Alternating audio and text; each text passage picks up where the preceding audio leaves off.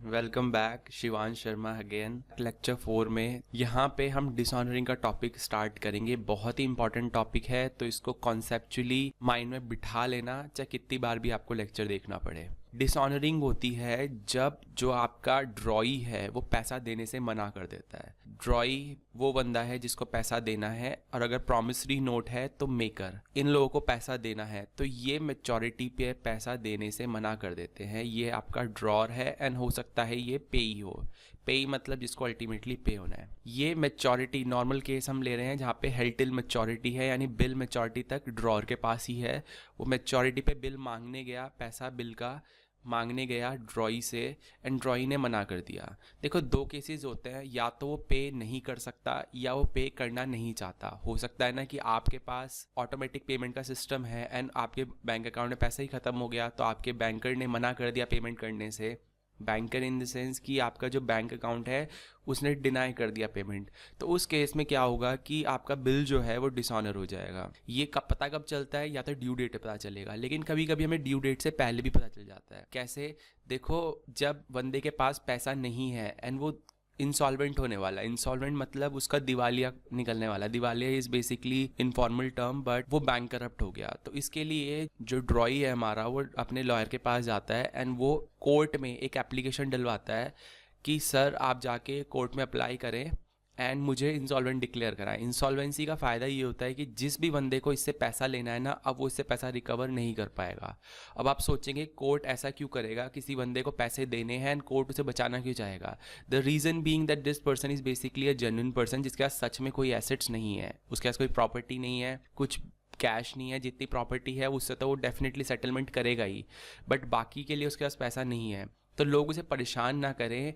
For the time being he can get himself declared insolvent and he can go to the court, he can approach it via his lawyer and court can give him the insolvency certificate for a period, जितने period के लिए इसको कोई भी बंदा पैसे के लिए अप्रोच नहीं कर सकता।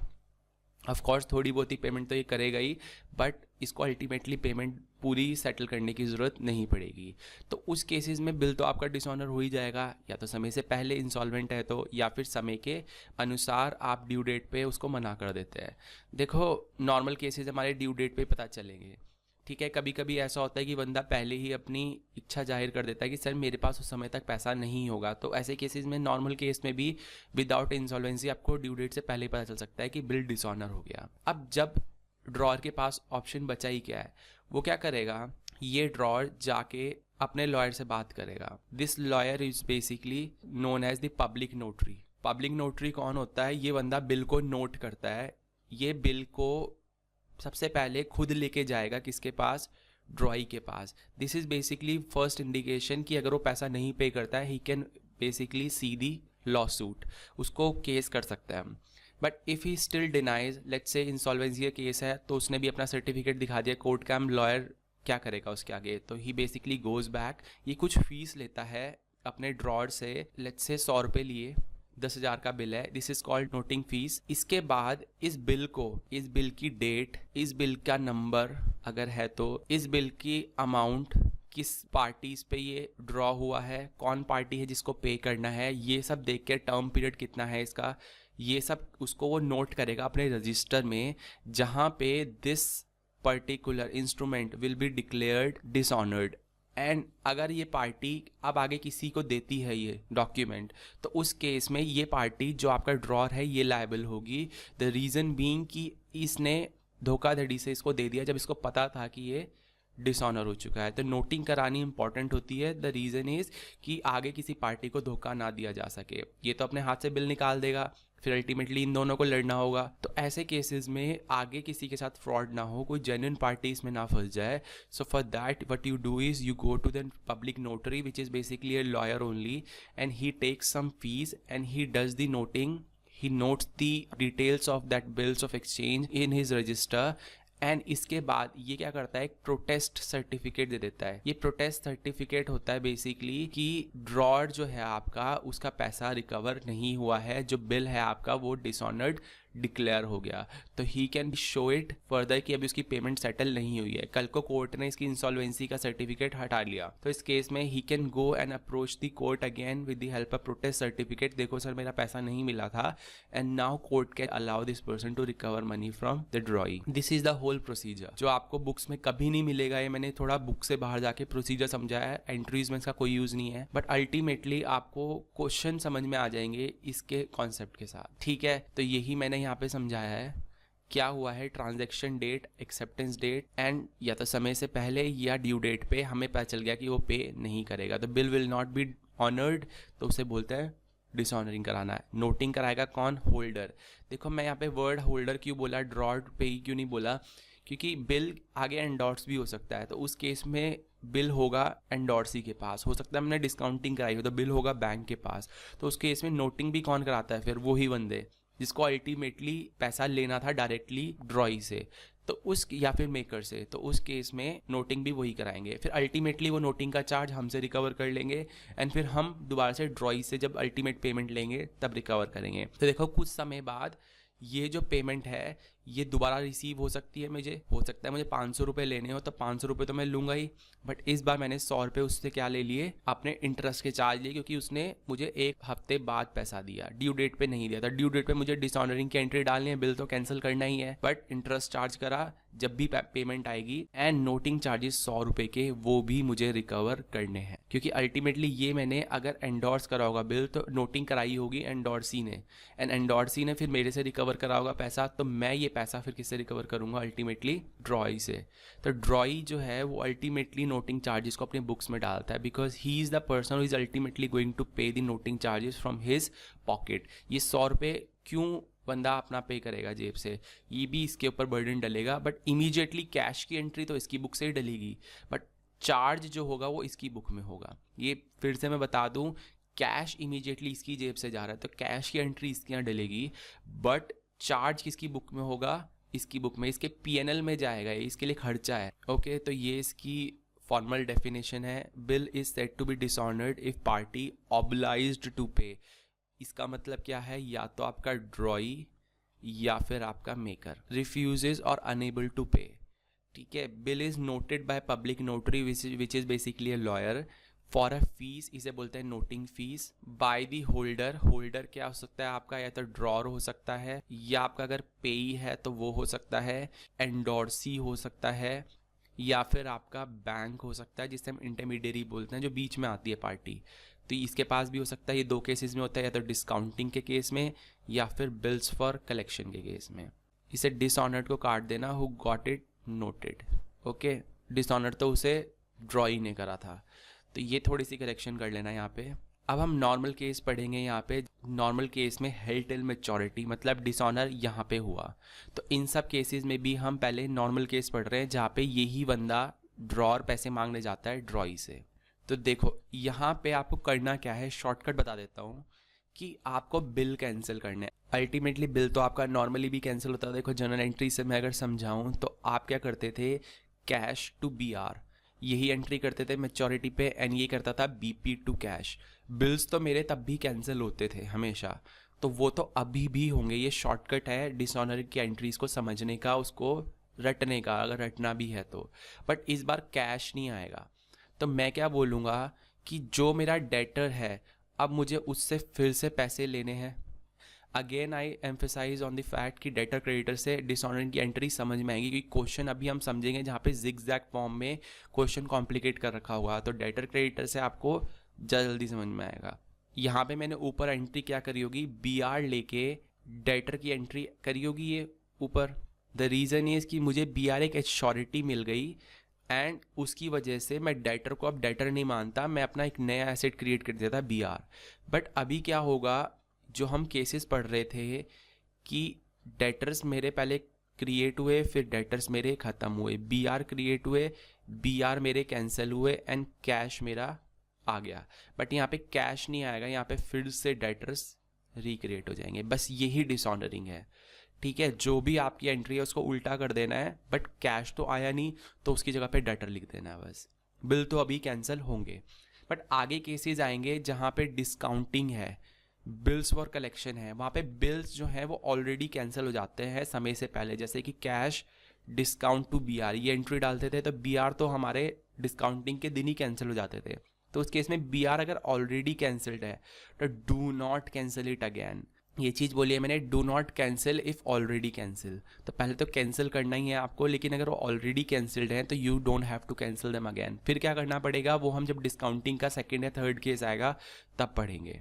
And recreate your debtors and creditors, जो कि हमने करे हैं, क्योंकि अब मुझे डेटर से पैसे लेने हैं, वो बोलेगा मुझे क्रेडिटर को पैसा पे करना है। तो ये आपका अगर सिंपल आप लैंग्वेज याद रखेंगे तो एंट्रीज समझ में आएंगी। इसकी एंट्रीज देखें तो देखो, debtors to sales and purchases to creditors normal entry, ये बीआर मिला एंड डेटर्स मेरे ख़त्म।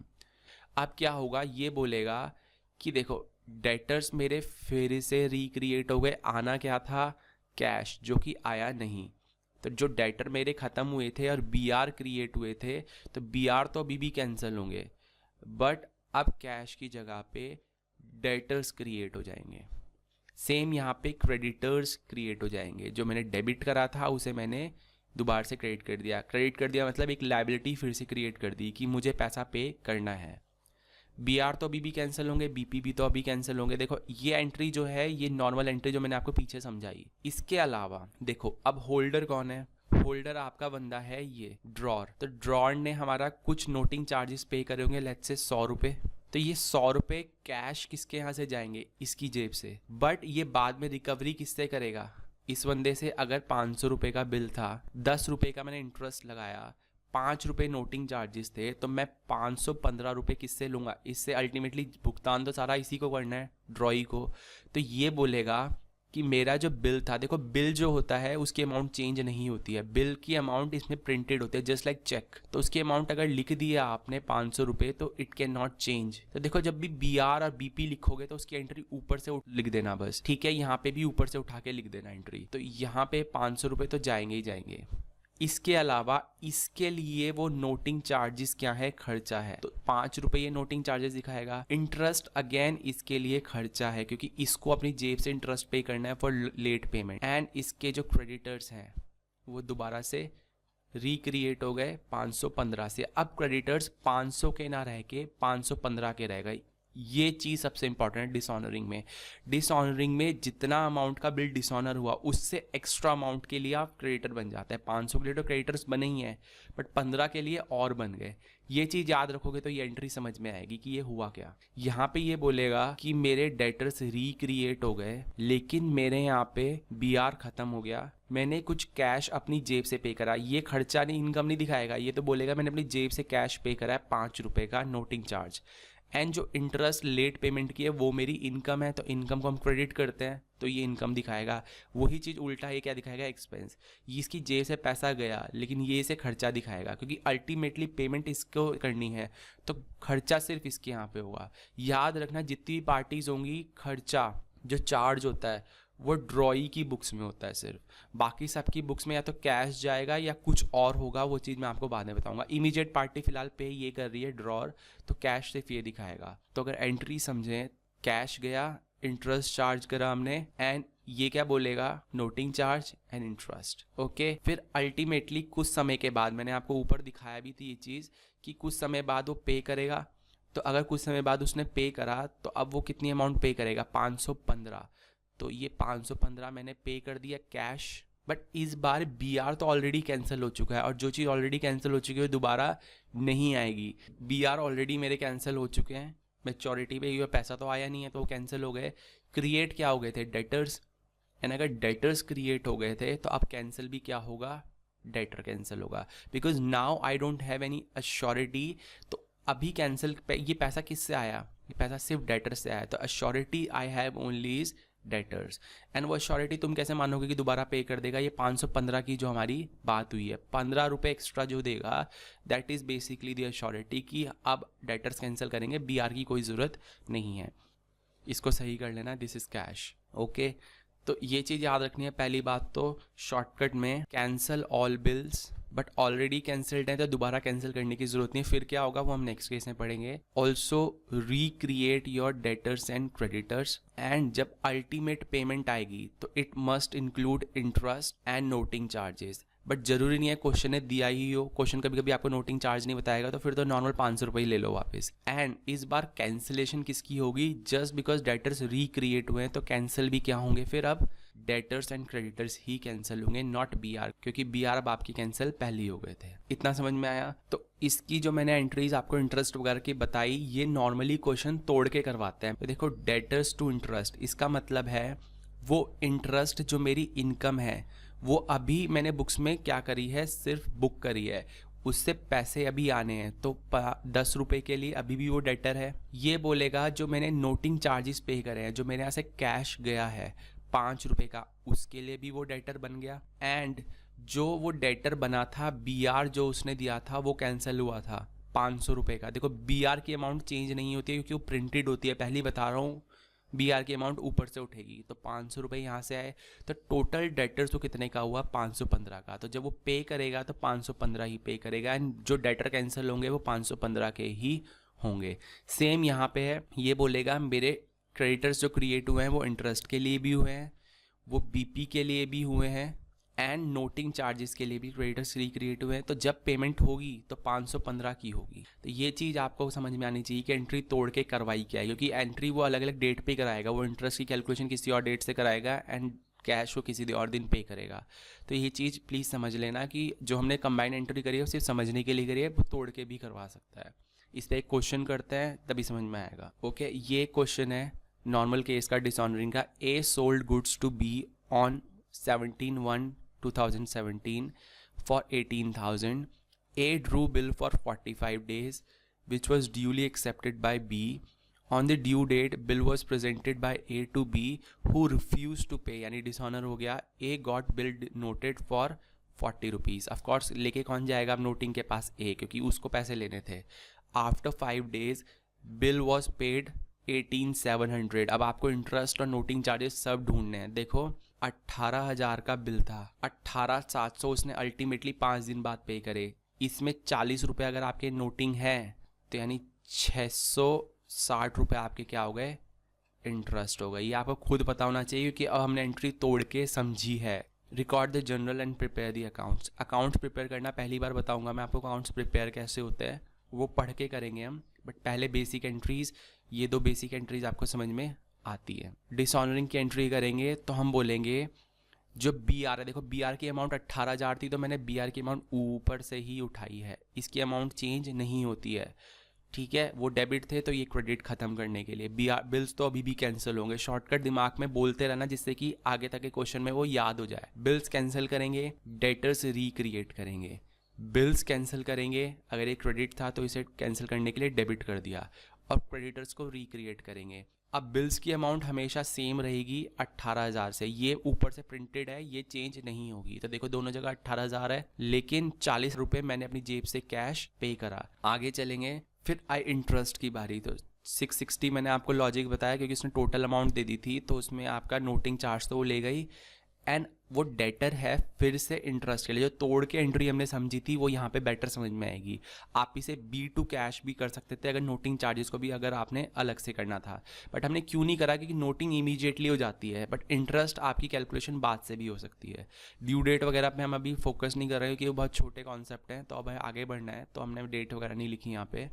ऐसे ये बोलेगा इंटरेस्ट मेरे लिए खर्चा है जिसके लिए मैं ए को क्रेडिटर बनाता हूँ, क्योंकि मुझे अभी उसको पे करना है लेकिन करा नहीं, तो जब तक नहीं करा वो मेरे लिए क्रेडिटर है। 660 रुपीज़, तो अल्टीमेट पेमेंट कितने की होगी? इंटरेस्ट प्लस बिल अमाउंट जो कि चेंज नहीं होते 18,000 प्लस 40 रुपये मेरे नोटिंग चार्जेस, 18,700 मैंने अल्टीमेटली कैश से पेमेंट कर दी। इसको कैश से रिसीव होगी तो कैंसिल भी यहाँ पे क्या हुआ? डेटर्स और क्रेडिटर्स, नॉट बिल्स, क्योंकि बिल्स ऑलरेडी कैंसिल हो चुके हैं। अब इनका अकाउंट है तो ये अकाउंट क्या बोलेंगे? देखो सबसे पहले मेरे पास सेल्स हुई 18,000, इस 18,000 के लिए उसने मुझे बिल दिया 18,000 का। ये हम बी का अकाउंट बना रहे हैं ए की बुक में, यानी इन द बुक्स ऑफ ए। ये क्वेश्चन आते हैं आपके कि अकाउंट भी बनाओ तो यहाँ पे समझ में आ जाएगा। सेल्स करी, बिल्स दिए उसके बदले 18,000 के, वो बिल किसी काम के नहीं थे तो वो क्या हो गए, डिसऑनर हो गए। तो देयरफॉर 18,000 रुपए का बिल किसी काम का नहीं है। इसके साथ साथ मैंने इंटरेस्ट चार्ज करा है 660 का,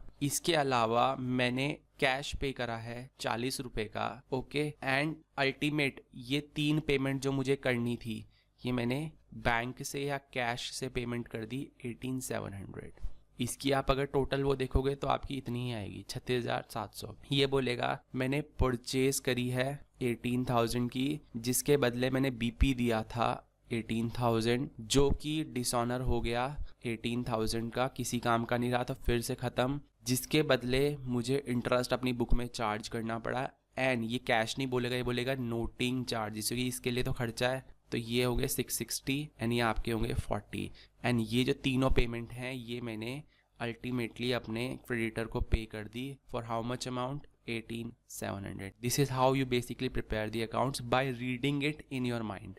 फ्लो याद रहेगा तो अकाउंट्स जल्दी जल्दी बन जाएंगे, अदरवाइज इसे रटते रहना बैठ के। और अगर आपको तब भी समझ में नहीं आ रहा कि ये बन कैसे रहा है तो देखो एंट्री से आप बना सकते हो इसे। तो पोस्टिंग है सिर्फ आपकी B2 सेल्स। तो जब हम B का अकाउंट बना रहे हैं तो 2 साइड में क्या आएगा, सेल्स। तो डेबिट का साइड में हमने क्या करा है 2 सेल्स, क्योंकि B खुद डेबिट हुआ था, B खुद डेबिट था, तो देयरफॉर B को हमने डेबिट करा 18,000 से और लिखा क्या 2 सेल्स। तो वही पोस्टिंग है ऊपर वाली। अगली एंट्री देखें आप, तो मैंने क्या करी है BR2B।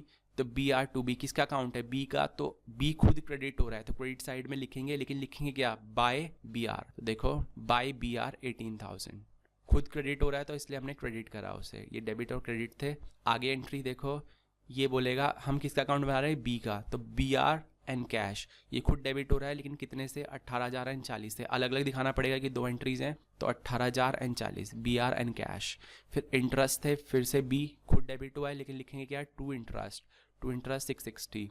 एंड फिर पेमेंट हो गई तो बाय कैश, हमने बैंक लिख दिया, यहाँ पे हम कैश भी लिख सकते हैं, ठीक है। You can also right bank, इतनी बड़ी अमाउंट है तो बैंक से ही पे होगी। आगे आते हैं हम नेक्स्ट कॉन्सेप्ट पे, विच इज़ योर डिस्काउंटिंग।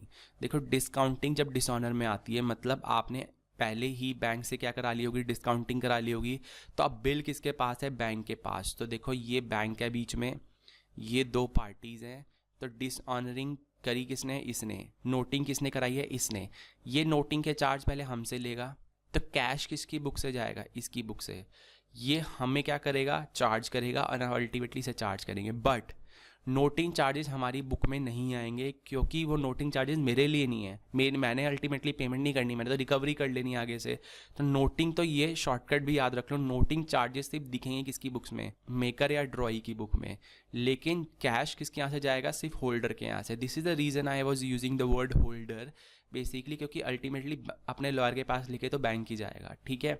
40 रुपये ये पे करेगा, फिर 40 रुपये से ये यहाँ पे मुझे चार्ज करेगा। वो कैसे करेगा वो मैं समझाता हूँ यहाँ पे। बट इसके यहाँ पे कैश नहीं आएगा, इसके यहाँ पे नोटिंग नहीं आएगी, इसके यहाँ पे कुछ और आएगा, क्योंकि अभी बीच वाली पार्टी हो गई। यानी आगे फर्दर रिकवर करेगा तो खर्चा तो इसी के लिए है, अल्टीमेटली इसकी जेब से जा रहा है। तो अपने PNL में तो यही नोटिंग चार्जेस दिखाएगा एंड कैश ये दिखाएगा। तो बैंक बोलेगा रिटर्न माई मनी। हो सकता है मैंने इसको 500 रुपये के बदले 450 दिए और अपना 50 रुपये की मेरी इनकम हो गई, बैंक बोल रहा है ये। इसको कहेगा बैंक की मेरे पैसे वापस कर, तो ये बैंक को पैसे वापस करेगा। उसके साथ साथ ये नोटिंग चार्जेस जो बैंक ने करे हैं ना 40 रुपये, वो भी देगा। एंड यहाँ पे इंटरेस्ट नॉर्मली नहीं आता है, बट बैंक इंटरेस्ट भी चार्ज कर सकता है आपसे।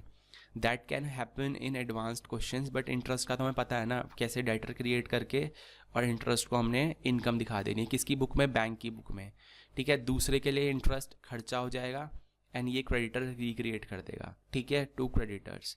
और वो क्रेडिटर्स यहाँ पे बैंक होंगे। तो ऐसे तो इंटरेस्ट का लॉजिक तो बन सकता है, बट यहाँ पे नॉर्मली आपको इंटरेस्ट देखने को मिलेगा नहीं, बैंक नहीं चार्ज करेगा इंटरेस्ट। फिर हम आगे इससे चार्ज करेंगे, तो वही normal entries and noting charges दिखाएगा कौन अपनी बुक में, B। A नहीं दिखाता। ये देखो ये बेसिक एंट्रीज है आपकी, बट इसमें क्या हुआ था, डिस्काउंटिंग हो गई थी। और डिस्काउंटिंग में bank discount charge to BR। देखो BR ऑलरेडी कैंसल्ड, एंड मैंने पीछे बताया था if bills are already cancelled do not cancel them again. तो यहाँ पे बिल्स ऑलरेडी कैंसिल हो चुके हैं, तो यहाँ कुछ आना है। बट अभी एक लॉजिक याद रखो, डेटर्स क्रेडिटर्स को दोबारा रिक्रिएट कर दो। मैच्योरिटी पे एंट्री क्या होती, मैच्योरिटी पे ये तो कुछ एंट्री करता नहीं है, आपको पता है डिस्काउंटिंग में। बट अब मैच्योरिटी पे डिसऑनर हो चुका है, तो ये बोलेगा डेटर्स रिक्रिएट, ठीक है। लेकिन बिल्स कैंसिल नहीं, क्योंकि बिल्स जो हैं वो ऑलरेडी कैंसिल हो चुके हैं। तो हमें क्या करना पड़ेगा, जो बैंक से पैसा लिया था वो रिटर्न करना पड़ेगा। बैंक क्यों मुझे फ्री में पैसा देगा, अल्टीमेटली बिल तो उसे पे नहीं हो रहे, तो बैंक का पैसा रिटर्न करना पड़ेगा। तो you paid bank 500 rupees, you paid noting charges and if there was any interest that you paid to bank, तो वो आपके यहाँ पे क्या आया होगा, इंटरेस्ट का खर्चा आएगा कि बैंक ने आपसे चार्ज करा है। तो यहाँ पे जो कि मैंने बताया नहीं आएगा नॉर्मल केस में, ठीक है। लेकिन आपने तो उससे आगे चार्ज करा होगा ना अपने ड्रॉई से, तो अपने ड्रॉई से तो आपने चार्ज करा होगा, तो ये ड्रॉई वाला इंटरेस्ट है, ठीक है। तो ये तो नॉर्मल केस है जो ऊपर हमने पढ़ा था, हो सकता है 100 रुपये, लेकिन ये बैंक को नहीं आपने पे करा है, ये तो आपके लिए इनकम है जो कि आपने अपने ड्रॉई से अल्टीमेटली रिकवर करी है, ठीक है। तो ये कितना हो गया 640, तो 640 के लिए आपके डेटर्स क्रिएट हो गए, ओके। ये बोले again interest, BP, noting and creditors, इसको कोई फ़र्क नहीं पड़ता, जस्ट लाइक इसे डिस्काउंटिंग में फ़र्क नहीं पड़ता पहले की तरह। ये तो अपना नॉर्मल बीपी कैंसिल करेगा, इंटरेस्ट चार्ज करेगा, नोटिंग चार्जेस चार्ज करेगा एंड क्रेडिटर्स रिक्रिएट करेगा। एंड जब अल्टीमेट पेमेंट होगी तो ये बोलेगा क्रेडिटर्स टू कैश एंड ये बोलेगा कैश टू डेटर्स। ये 640 से अल्टीमेटली पेमेंट रिसीव हो जाएगी। तो this is how basically the things happen when bills are already cancelled. तो यहाँ पे डेटर्स क्रिएट, डेटर्स ख़त्म, B R create, B R ख़त्म, फिर आपका डिस्काउंटिंग में कैश इमीडिएटली आ गया था, ठीक है। मैच्योरिटी पता चलेगा डेटर्स क्रिएट एंड अब कैश तो वापस करना पड़ेगा ना, बिल्स कैंसिल नहीं हो गए, बिल्स ऑलरेडी कैंसिल हो चुके हैं। तो यहाँ पे बस ये चीज़ आ रही है, ठीक है। एंड फिर दोबारा से कैश आ जाएगा विद इंटरेस्ट अल्टीमेट पेमेंट पे। बट इस बार कैंसिल क्या होंगे, ये जो डेटर्स मेरे क्रिएट हुए थे ये कैंसिल होंगे, बिल्स नहीं, बिल्स ऑलरेडी कैंसिल हो चुके हैं। क्वेश्चन नंबर 20 जो आपका बुकलेट में है वो देखो आप, this is basically the question. Disha sold goods 19,000 to Nisha, 4,000 उसने इमीडिएटली पे कर दिया डाउन पेमेंट एंड बाकी जो है उसने बिल्स एक्सेप्ट कर लिया जो कि ड्यू डेट पे डिसऑनर हो गया। नोटिंग चार्जेस पे कर दिए 30 rupees, which we know obviously कि अब वो क्योंकि डिस्काउंट हो चुका है तो बैंक ने पे करा होगा, तो बैंक ने पे करा होगा तो दिशा से रिकवर करा होगा एंड दिशा ने फिर निशा से रिकवर करा होगा, ओके।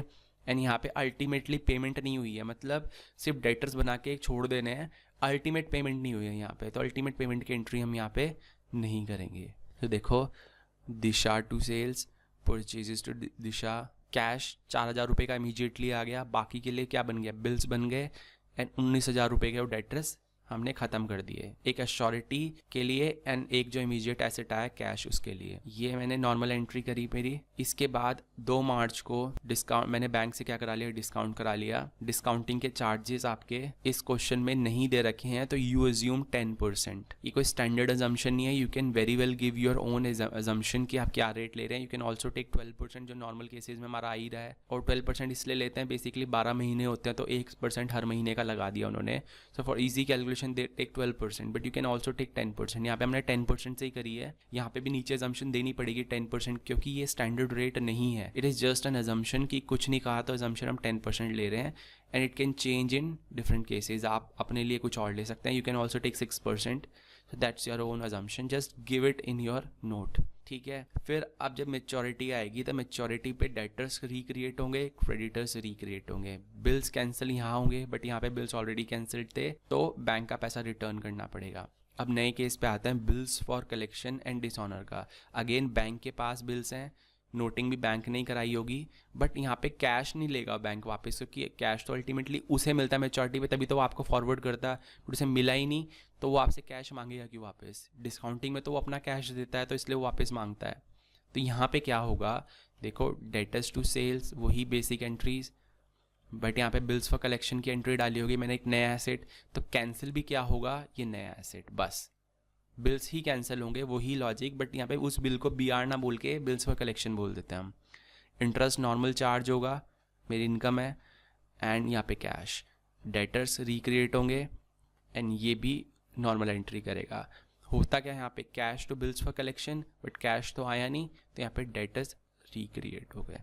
कैश मैंने नोटिंग चार्जेस के लिए किसको पे कर दिया, बैंक को, तो you can write bank here, confuse ना हो जाए, ये कैश मैंने पे नहीं करा होगा, ये बैंक ने पे करा होगा।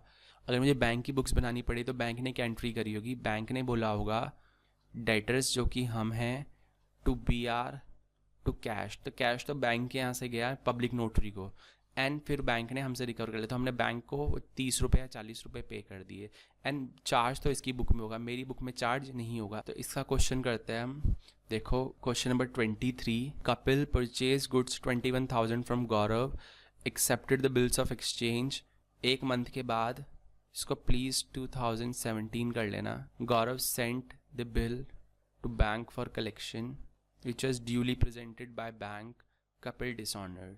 ठीक है, नोटिंग चार्जेस बैंक ने पे कर दिए एंड हमसे रिकवर कर लिए होंगे। तो इसकी एंट्री क्या होगी? Normal BR to Kapil and Gaurav to BP। Normal entry, again BR ख़त्म, बिल सेंट फॉर कलेक्शन, ये हमारा एक नया एसेट क्रिएट हो गया, तो ख़त्म भी ये एसेट होगा। अगेन जितनी अमाउंट है उतने से ख़त्म होगा, क्योंकि बिल्स की अमाउंट चेंज नहीं होती है। एंड बैंक को हमने कितना पे कर दिया? नोटिंग चार्जेस 100 रुपये।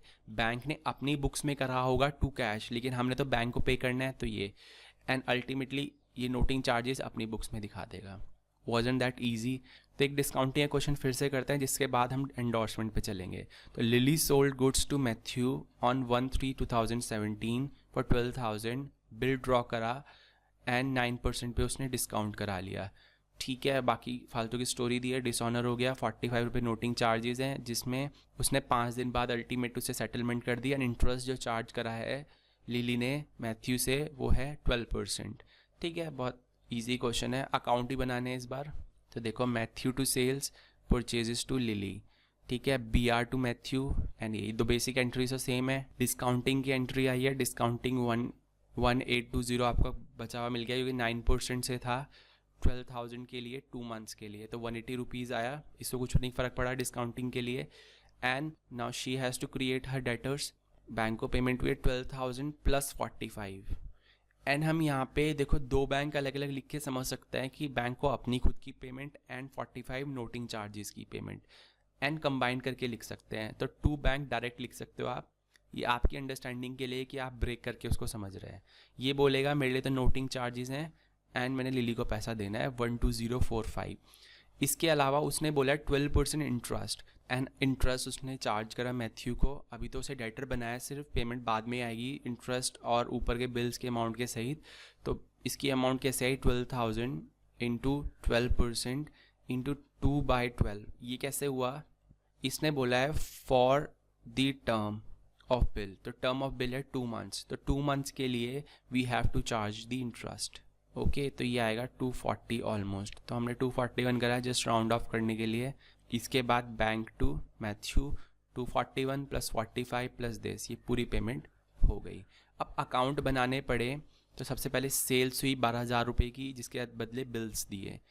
अब यहाँ पे बिल्स कैंसिल नहीं हुए, the reason is because we got it discounted. Dishonour जब होगा तो डिसऑनरिंग के वक्त ये पैसा तो जाएगा ही जाएगा। हमने 45 रुपीज़ अलग से चार्ज करे हैं एंड इंटरेस्ट चार्ज करा है, एंड ये सब हम किससे ले लेंगे, रिकवर कर लेंगे अल्टीमेटली अपने डेटर से। ओके, तो ये उसने अल्टीमेट पेमेंट कर दी होगी। ऐसी परचेज करी है, ये लिली का अकाउंट बनाएगा in the books of Matthew. तो ये बोलेगा परचेजेस, जिसके बदले BP दिया, BP कैंसिल होगी। इसने डिस्काउंटिंग कुछ नहीं कराई, इसको कुछ नहीं फ़र्क पड़ता। तो BP cancel, noting charges, interest, जो कि अल्टीमेटली पेमेंट हो गई यहाँ पे। ओके, ईजी था। अब नेक्स्ट आते हैं एंडोर्समेंट प्लस डिसऑनर। ये इंपॉर्टेंट है, यहाँ पे क्वेश्चंस अच्छे बन जाते हैं। देखो फर्स्ट बेसिक एंट्रीज तो वही, बस यहाँ पे एंडोर्समेंट हुई थी। ये सबसे पहले अपने बिल्स कैंसिल करेगा, ये अपने बिल्स कैंसिल करेगा। ओके, ये अपने डेटर्स रिक्रिएट करेगा, ये अपने क्रेडिटर्स रिक्रिएट करेगा। ये भी एक तरह से क्रेडिटर है इसके लिए, तो ये अपने डेटर्स यानी हमें रिक्रिएट करेगा एंड अपने BR कैंसिल करेगा। Very good. ये क्या करेगा? अपने क्रेडिटर्स यानी इसको रिक्रिएट करेगा, बिल्स ऑलरेडी कैंसिल्ड है ही, तो उसको कुछ करने की ज़रूरत नहीं है। तो ये सब करने के चक्कर में एंट्री क्या होगी? ये तो नॉर्मल जैसे हमारा A करता था वो यही करेगा, डेटर्स रिक्रिएट, बिल्स कैंसिल। ये बिल्स कैंसिल, क्रेडिटर्स रिक्रिएट। यहाँ पे बस क्या होगा, इसके लिए दोनों आर्म्स चलेंगी, तो डेटर्स रिक्रिएट, क्रेडिटर्स रिक्रिएट। तो इसके यहाँ पे दोनों चीज़ें रिक्रिएट होंगी, यानी इसको पैसा आप देना है क्योंकि डिसऑनरिंग पे पैसा नहीं मिला, इसने पैसा नहीं दिया, तो अब हमें इसको पैसे देने हैं एंड हमने इससे पैसे लेने हैं। ये तो ये बोलेगा A, B बोलेगा मेरे BP ख़त्म है, मुझे A को फिर से पैसे पे करने हैं, तो A फिर से मेरा क्रेडिट है।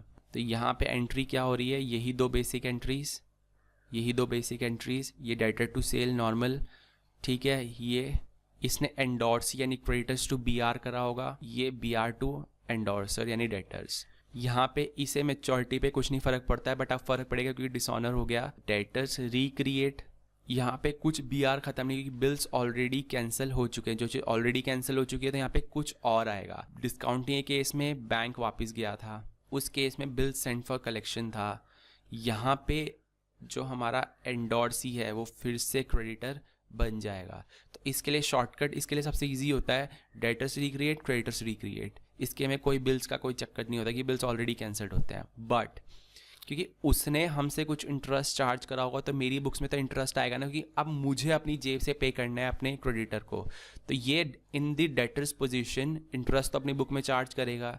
सेम ये आगे किसी से इंटरेस्ट लेगा तो अपनी इनकम चार्ज करेगा इंटरेस्ट की। तो दो इंटरेस्ट आ सकते हैं, this is basically interest charged by C and this is basically interest earned from B. Okay, and ये तो normal interest BP noting charges creditors, ये बोलेगा मेरे डेटर्स रिक्रिएट, मुझे इंटरेस्ट मिलेगा, मेरे लिए इनकम है, ये जो इनकम मेरे लिए खर्चा था इसके लिए इनकम होगी, इसके बिल्स खत्म एंड इसने नोटिंग चार्ज, जो कि बिल इसके पास है, ही इज़ द होल्डर, तो he will be going to the public notary ना, तो कैश ये पे करेगा। इसलिए क्वेश्चन यहाँ पे कॉम्प्लिकेट लगता है कि जब डिसऑनर एंडोर्समेंट आता है, but again if you do it in debtors and creditors tone तो I can guarantee you can understand these questions. अभी क्वेश्चन सॉल्व करते हुए और बेटर तरीके से समझ में आएगा। अल्टीमेट पेमेंट होगी तो अगेन कैश टू हमारा डेटर एंड एक एंट्री होगी क्रेडिटर्स टू कैश, ये भी बोला है क्रेडिटर्स टू कैश, बट इसके लिए क्रेडिटर होगा ए, इसके लिए क्रेडिटर होगा सी, इसके लिए डेटर होगा बी, इसके लिए डेटर होगा ए, तो ये बोलेगा कैश टू डेटर। ओके, तो ऐसे एंट्रीज होंगी, बस आपको थोड़ा सा यहाँ पे ध्यान में ही रखना पड़ेगा कौन किसके लिए डेटर है कौन किसके लिए क्रेडिटर। अगर इसमें कन्फ्यूजन हुई है फिर से तो ये सी को पेमेंट करेगा, ये बी से पेमेंट लेगा, ये सिर्फ ए को पेमेंट करेगा एंड ये सिर्फ ए से पेमेंट लेगा, ठीक है। तो इसने इसको पे करा, इसने इसको पे करा।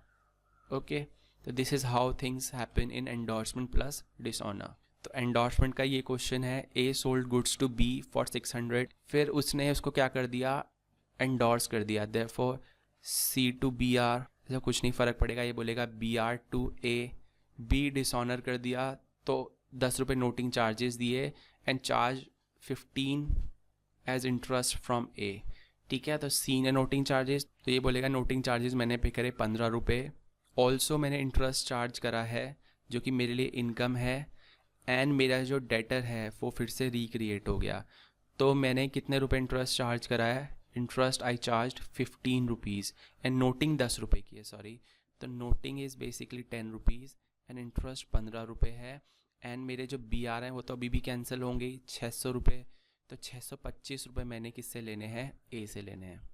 ओके, ये बोलेगा मेरे लिए इंटरेस्ट है, for the first time he will B charging interest in his books 15 rupees, मैंने पेमेंट करनी है किसको, अपने क्रेडिटर सी को, और मैंने क्या करना है साथ में नोटिंग चार्ज देने हैं, बट क्या नोटिंग चार्जेस मेरी जेब से जाने हैं, नहीं, तो कैश तो इसके यहाँ से चला गया, ये तो मेरे से टोटल पैसा ले लेगा। और क्या होगा, जो मेरे बी आर मैंने दिए थे वो तो ख़त्म, बाकी बी क्या एंट्री डालेगा, बी बोलेगा मेरे बी पी ख़त्म एंड मैंने अपने क्रेडिटर को पेमेंट करनी है जो कि है ए, हाउ मच 610 रुपीज़, लेकिन नोटिंग चार्जेस यहाँ पे चार्ज करेंगे, तो 10 रुपीज़ नोटिंग चार्जेस, बिल 600 का, देखो बिल की अमाउंट चेंज नहीं होती है, तो 610 रुपये, तो ये बोलेगा मैंने पैसे किससे लेने हैं, अपने डेटर से जो कि है बी 610 रुपये, तो इसकी पूरी एंट्री हो गई।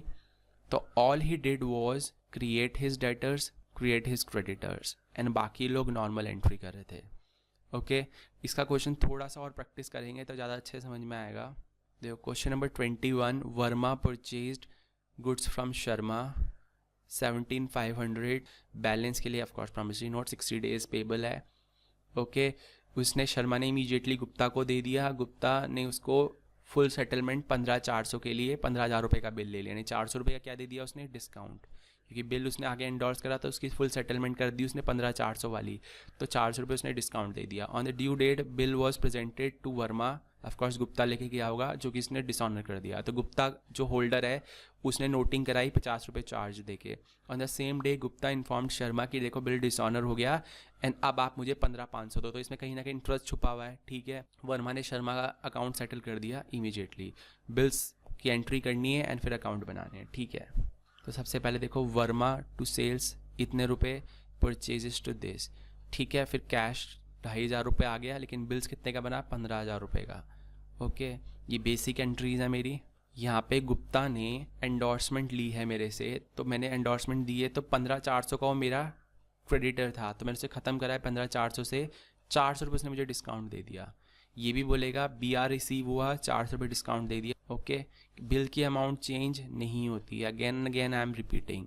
यहाँ पे BP जब नीचे आएगा तो 15 से आएगा। ओके, डिसऑनर पे क्या होगा, जो कि हमारा 5 अप्रैल है, ये बोलेगा BP noting charges to Sharma कितने रुपए। देखो BP तो 15 का ही रहना है एंड 15,050 रुपये मैंने पे करने हैं शर्मा को। लेट्स सी कोई इंटरेस्ट तो नहीं है, नहीं कोई इंटरेस्ट नहीं है। बस ये चीज़ लिखी है कि शर्मा ने सेटल करा है गुप्ता को 15,500 का चेक देके। तो देखो ये डिसऑनरिंग पे क्या बोलेगा, सबसे पहले इसके क्रेडिटर्स रिक्रिएट होंगे, तो टू गुप्ता। ये बोलेगा वर्मा इसका डेटर फिर से बना, क्योंकि एंडोर्समेंट जिसने करी है उसके लिए तो सिर्फ डेटर्स क्रेडिटर्स रिक्रिएट होते हैं।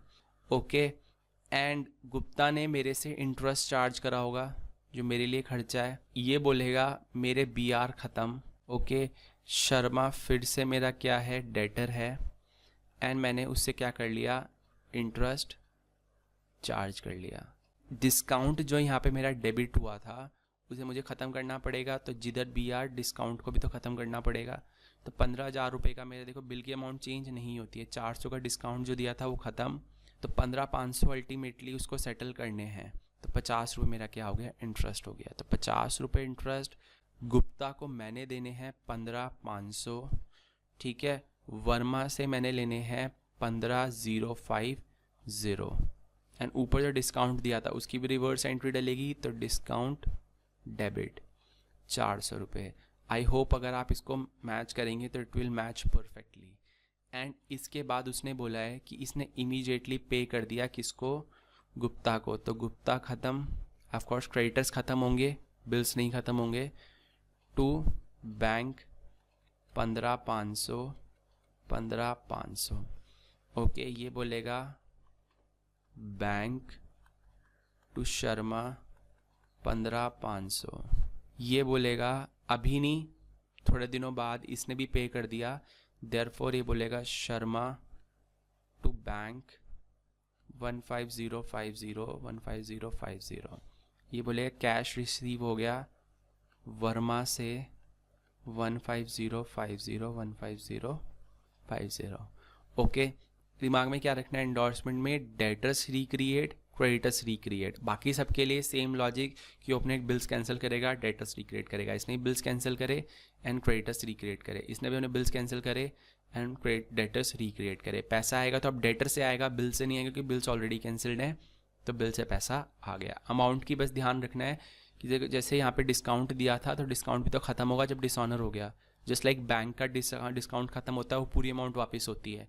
तो आज के लिए इतना ही रखते हैं। अब हम नेक्स्ट लेक्चर में मिलेंगे जिसमें हम renewal of bill, retirement of bill, accommodation bill and bills receivable and bills payable book, which is not very important topic by the way. तो नोट 9, 10, 11 एंड 12 चार नोट्स, छोटे छोटे नोट्स हैं, वो आपके अगली क्लास में होंगे। एंड जिसमें अकोमोडेशन बिल का कॉन्सेप्ट थोड़ा नया लगेगा आपको, but other than that everything is simple. Again I will request you कि please subscribe to my channel and please give me thumbs up, give me the comment if you like my way of teaching, and if you can appreciate me somehow by sharing my content then please do that. and मेरी website से आप DVDs जब भी available होंगी soon, तो you can also purchase them, you can very well watch them on your phone.